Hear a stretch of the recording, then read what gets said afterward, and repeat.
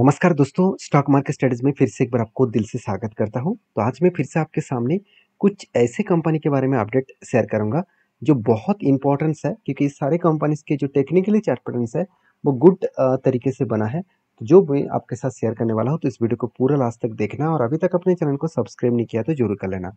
सबसे पहले मैं डिस्कशन करूँगा जुबिलिएंट फूडवर्क्स के बारे में। देखिए, जुबिलिएंट फूडवर्क्स बेसिकली आप सभी जानते हैं इंडिया के एक पॉपुलर कंपनी है और अगर इस सेक्टर के वाइज बात करूं तो क्विक सर्विसेज एंड रेस्टोरेंट के बारे में बात करूं तो इंडिया के नंबर वन कंपनी के नाम में शामिल हो चुके हैं। अभी क्या सही में इस सेक्टर में कंपनी अकेला प्लेयर है? तो इसको जानने के लिए मैंने जब डिटेल्स में चेक किया तो मैंने पेयर ग्रुप यहाँ पे चेक किया, तो मुझे कुछ इस तरीके से कंपनीज देखने को मिला जहाँ पे देवयानी इंटरनेशनल है, जाति उसके साथ साथ वेस्ट लाइफ डेवलपमेंट भी है, साथ ही साथ और भी कुछ कंपनीज यहाँ पे देखने को मिला। अभी सारे कंपनी से अगर मैं जुबिलिएंट फूड को अगर कंपेयर करूँ तो आप ध्यान से देखना, जुबिलिएंट फूड का जो आरओई है बाकी कंपनीज के सेम टू सेम है, कुछ कंपनीज के खराब है और आरओसी जो है वो थोड़ा सा मुझे वीक लगा जुबिलिएंट फूड का। ईयर ऑफ ईयर बेसिस में सेल्स का ग्रोथ एंड प्रॉफिट का ग्रोथ स्ट्रांग है। मार्केट कैप के हिसाब से कंपनी एक बड़ा कंपनी है, 42,000 करोड़ के आसपास है, एक मिड कैप टाइप कंपनी बन चुके हैं। और उसके साथ-साथ कंपनी का पी रेशियो मुझे बहुत हाई लगा, क्योंकि इसका इंडस्ट्रीज़ पी रेशियो के हिसाब से अगर बात करूँ तो कंपनी की जो इंडस्ट्रीज़ पी रेशियो है, वो कितना है? 288 दिख रहा है। तो चलो एक बार मैं आपको दिखा भी देता हूँ। यहाँ पे देख सकते हैं, इसका इंडस्ट्रीज़ जो P ratio price to earning ratio है 290 के आसपास देखने को मिला। मतलब इस सेक्टर में जितने सारे कंपनीज़ है, सारे कंपनीज़ का पी रेशियो हाई है। क्या सचमुच हाई है? एक बार मैं देख भी लेता हूँ। कंपनी के एक टाइम पी रेशियो चला गया था 266 के आसपास। अभी करेक्शन होने के बाद कोविड में जो लेवल था उसी लेवल तक कंपनी के ऊपर पी रेशियो देखने को मिला था। फिर से रिकवरी करके 150 के ऊपर चला गया और कंपनी के खुद के एवरेज पी रेशियो देखने को मिला 103। मतलब अभी भी कंपनी का वैल्यूएशन हाई ही अब बोल सकते हैं। अभी कंपनी ने क्या किया, इस क्वार्टरली रिजल्ट में कुछ अलग लेवल सा यहाँ पे जंप देखने को मिला, क्योंकि 1300 करोड़ से डायरेक्टली 1900 करोड़ का जंप हुआ। सेल्स के आंकड़े में कंपनी अच्छा खासा काम किया। एक्सपेंस को मिटाने के बाद कंपनी का जो ऑपरेटिंग प्रॉफिट मार्जिन है 18% से 20% हुआ। चलो ठीक ठाक है, कंपनी का प्रॉफिट भी ठीक ठाक है। हाँ, यहाँ पे एक डाउट बहुत सारे लोगों का है कि सर कंपनी पिछले क्वार्टर्स में तो उतना ज़्यादा सेल्स नहीं किया था, तो इतना प्रॉफिट कहाँ से आ गया? एक्चुअली कंपनी का एक्स्ट्रा प्रॉफिट आने के पीछे कारण है अदर्स इनकम। ध्यान से देखना, हर साल हर क्वार्टर्स कंपनी का अदर्स इनकम 20 करोड़ के अंदर ही है, मगर इस बार कंपनी मतलब पिछले बार कंपनी का 197 करोड़ के आसपास टोटल इसका अदर्स इनकम देखने को मिले और अदर्स इनकम ज़्यादा होने के कारण कंपनी के ऊपर जो नेट प्रॉफिटेबिलिटी है वो भी यहाँ पे बढ़ता हुआ देखने को मिले। तो सिचुएशन को पहले समझिए, उसके बाद काम करिए, क्योंकि कंपनी की जो हालत है उस हालत के हिसाब से कंपनी आगे जर्नी करने के लिए काफ़ी है, क्योंकि कंपनी के ऊपर म्यूचुअल फंड ने धमाका बाइंग किया, 12% होल्डिंग को करीबन 25% कर दिया, मतलब डबल कर दिया। और एफएस के पास जो 29% होल्डिंग था वो घट के 20% हो चुकी, मतलब यहाँ पे 10% होल्डिंग को बेचा गया और 10% होल्डिंग एफएस ने म्यूचुअल फंड ने उठा लिया। तो एक इंस्टीट्यूशन बेच रहा है, दूसरे इंस्टीट्यूशन खरीदारी कर रहे हैं, मतलब कुछ ना कुछ तो कंपनी के ऊपर बात है, तो जिसलिए इंस्टीट्यूशन इसके ऊपर ट्रस्ट करा है। और मैंने जब इस कंपनी के ऊपर काम किया तब मुझे यहाँ पे एक पैटर्न मिला था काफ़ी विद पैटर्न्स का, और उसके बाद मैंने आपको शेयर भी किया कि ब्रेकआउट कन्फर्मेशन भी हुआ था। रिटेस्ट करने के बाद इस जगह पे एंट्री लिया, एंट्री होने के बाद बिग क्रैश हो गया था। तो जब बिग क्रैश हुआ तब मैंने इस जगह पे भी कुछ क्वांटिटी एडिंग किया। क्यों? क्योंकि यहाँ पे स्ट्रांगली एक सपोर्ट लेवल था और इसी सपोर्ट लेवल के बाद कंपनी ने बाउंस बैक किया। अभी क्वेश्चन ये है कि यहाँ से ही कंपनी बाउंस बैक क्यों किए? देखिए, अगर डेटा को देखा जाए तो ये एक स्ट्रांगली सपोर्ट लेवल है और सपोर्ट से ही कंपनी एक बार ऑलमोस्ट एक जर्नी दिखा चुके थे। मतलब इसको सपोर्ट कम डिमांड जोन भी कहा जाता है। मतलब जब भी फिर से उस सपोर्ट लेवल को टच करे तो वहाँ पे फिर से डिमांड बढ़ेगा, तो डिमांड बढ़े और कंपनी रॉकेट की तरह भागा और फाइनली उसका टारगेट को भी अचीव किया। अभी जो लाइफ टाइम इसका हाई था उसी लाइफ टाइम हाई को कंपनी ब्रेक करने के बाद वो ऊपर जाने का कोशिश कर रहा है। तो मैंने बहुत दिनों के बाद इंतजार करने के बाद मुझे एटलीस्ट 20% का रिटर्न मिला, और वो भी कितने दिनों में मिला मैं एक बार आपको मार्किंग भी करके देता हूँ। जब मैंने एंट्री लिया कुछ इस तरीके से लेवल्स में, और यहाँ से लेकर जो टारगेट हुआ वो 333 डेज, ऑलमोस्ट आप बोल सकते हैं 10 मंथ्स के ऊपर, 10 to 11 मंथ्स के आसपास। तो 11th मंथ में कंपनी ने कितना रिटर्न दिया? 20%। चलो कोई बात नहीं, एक साल में 20% का रिटर्न मिला, यही मेरे लिए काफ़ी है।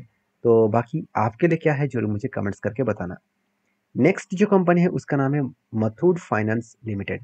तो मथुट फाइनेंस के ऊपर मुझे बहुत दिनों से कमेंट्स आता रहा है, सर इसके ऊपर एक कोई वीडियो आप जरूर शेयर करिएगा। देखिए मुझे इस कंपनी के दो पॉइंट्स बेस्ट लगा। पहली बात, कंपनी का वैल्यूएशन सस्ता है। दूसरी बात, कंपनी का आरओई बेस्ट है। मान लेता हूँ कंपनी की इनकम अच्छा हो रहा है, तो कंपनी का डेप्थ ऑफ इक्विटी कम है। डेप्थ ऑफ इक्विटी कम है तो इसमें तो खुश होना चाहिए? बिल्कुल नहीं। फाइनेंस कंपनी में डेप्थ ऑफ इक्विटी हमेशा ज़्यादा होना चाहिए, क्योंकि खुद अगर ज़्यादा लोन ना ले तो उसका लैंडिंग कैपेसिटी कम हो जाएगा। मतलब लोगों को लोन देने का कैपेसिटी कम हो जाएगा। अगर कैपेसिटी कम हो गई तो कंपनी का अर्निंग भी कम हो जाएगा। मान के चलिए आज आपने 1 लाख रुपये से दूसरों को लोन दिया और आपने कहा कि मुझे 5% इंटरेस्ट देना पड़ेगा, तो 5% के इंटरेस्ट के हिसाब से आपको 1,05,000 रुपया मिलेगा। तो 1,05,000 रुपया आपको मिलेगा। तो अगर मान के चलिए आप कल अगर आपके पास 1 लाख रुपया नहीं है, अगर मान के चलिए आपके पास 50,000 रुपया है, तो उसमें से आपको 5% ही आपको इंटरेस्ट अगर दिया जाए तो कितना पैसा फायदा मिलेगा? तो आपको पिछले बार तो 5,000 का प्रॉफिट हुआ था, इस बार कितना होगा? करीबन 2,500। तो आपका तो प्रॉफिट अर्निंग कम हो गया ना। तो उसी तरीके से देखा जाए तो अर्निंग बढ़ाने के लिए लैंडिंग कैपेसिटी को बढ़ाना पड़ेगा। तो जो फाइनेंस कंपनी लैंडिंग कैपेसिटी को बढ़ा रहा है, मतलब उसमें ग्रोथ होने का चांसेस भी बढ़ रहा है। तो क्या सही में इसका लैंडिंग कैपेसिटी बढ़ रहा है? सही में क्या लोन लेने का कैपेसिटी बढ़ रहा है? देखिए पहले 24,000 के आसपास था, 4,000 करोड़ के आसपास। उसके बाद 19,000 करोड़ बने। उसके बाद धीरे धीरे करके इसका टोटल बोरिंग जो है वो बढ़ता हुआ देखने को मिले। तो जो ग्रोथ है यहाँ पे, ग्रोथ अच्छा खासा हुआ। और इसी ग्रोथ के बेसिस में शायद मुझे लगता है इंस्टीट्यूशन इस भाव में इस कंपनी के ऊपर अच्छा खासा बाइंग भी किए, क्योंकि म्यूचुअल फंड ने 10% होल्डिंग को 13% तक लेके गए और एफएस ने 10% होल्डिंग को 8% तक लेके आया। मतलब 2% बेचा और म्यूचुअल फंड ने 2% खरीदारी की है। तो एक इंस्टीट्यूशन ने बेचा, दूसरे इंस्टीट्यूशन ने खरीदारी की है। तो एक गुड पॉइंट्स है किसी भी कंपनीज के लिए। बाकी म्यूचुअल फंड ने लास्ट कुछ फ्यू मंथ्स में इसको इस कंपनी के छोटे मोटे क्वांटिटी को सेलिंग भी किया। अभी क्यों सेलिंग किया, चलो एक बार मैं उसके फाइनेंशियल डिटेल्स को आपको दिखा देता हूँ। ध्यान से देखना, कंपनी की जो सेल्स कैपेसिटी है और रेवेन्यूज कैपेसिटी है वो तो बढ़ता हुआ देखने को मिले। एक्सपेंस इंटरेस्ट सब कुछ मिटाने के बाद नेट प्रॉफिट जो है 975 से लेकर 1,000 करोड़ तक कंपनी का नेट प्रॉफिट देखने को मिले। जो डेटा मुझे बहुत इस कंपनी के ऊपर मतलब खतरनाक तरीके से देखने को मिला है वो है इसका एनपीए। देखिए एनपीए पिछली बार तो कम हुआ था, इस बार एनपीए कई गुना बढ़ चुके हैं। मान के चलिए आपके जेब में 100 रुपीज़ है, उनमें से आपने दूसरों को 100 रुपीज़ दिया और आपने बताया कि 100 रुपीज़ मुझे इंटरेस्ट के साथ चाहिए, वो भी 5% की इंटरेस्ट के। तो आपको कितना मिलेगा? 105 रुपीज़, सॉरी माफ़ी चाहता हूँ, 105 रुपीज़ मिलेगा। तो 105 रुपीज़ मिलना तो दूर की बात, जिसको आपने लोन दिया अगर वो बता रहा है कि मेरे पास अभी मतलब 50 रुपीज़ ही पड़े हुए हैं, मेरा सारे पैसा डूब गया, तो इंटरेस्ट तो छोड़ छोड़ दीजिए, आपको ओरिजिनल पैसा भी वापस नहीं आएगा। तो आपको कितना वो देने वाला है? 50 रुपीज़। तो आपके 100 रुपीज़ कितना हो जाएगा? 50 रुपीज़। तो ये जो आपका घाटा हुआ वो क्या है? वो है एनपीए। मतलब उसी को एनपीए कहा जाता है, नॉन परफॉर्मिंग एसेट कहा जाता है। तो वो जितना ज़्यादा होगा उतना ही आपके लिए खतरा बनेगा, मतलब उतना ही उस फाइनेंशियल कंपनी के ऊपर, उतना ही बैंक के लिए खतरा बनेगा। तो सारे पॉइंट्स को सामने रखते हुए मैं जरूर कहूँगा, इस कंपनी के ऊपर जब टेक्निकली चार्ट पैटर्न्स बना था, मैंने इस कंपनी के ऊपर एक डिसीजन तो जरूर लिया था। उसके पीछे रीज़न भी है, क्योंकि कंपनी का फाइनेंशियल डेटा मुझे अच्छा लगा। हाँ, एनपी ज़्यादा था तो इसलिए रिस्क थोड़ा सा ज़्यादा था, इसलिए मैंने इस कंपनी के ऊपर उतना हाई क्वांटिटी के साथ काम नहीं किया।